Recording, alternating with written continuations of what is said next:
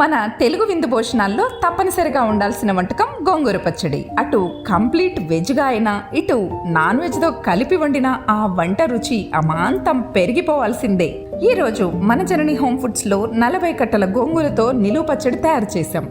దీనికోసం మేము ఫ్రెష్ గోంగూర తెచ్చి వలిచి కడిగి బాగా తడారిపోయేలా ఆరబెట్టాం. గోంగూర ఆరేలోపు పచ్చడికి కావలసిన మసాలా అంతటిని పర్ఫెక్ట్ కొలతలతో ప్రిపేర్ చేశాం.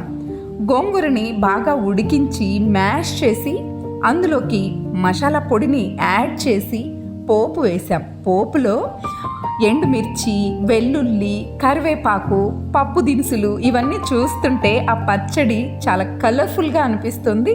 అలాగే టేస్ట్ కూడా చాలా బాగుంది. మన మ్యానుఫ్యాక్చరింగ్ యూనిట్ ప్రకాష్ నగర్లో శ్రేష్ఠ మార్ట్ ఎదురుగా ఉంటుంది. అయితే ఈ పచ్చడి మీకు కావాలా?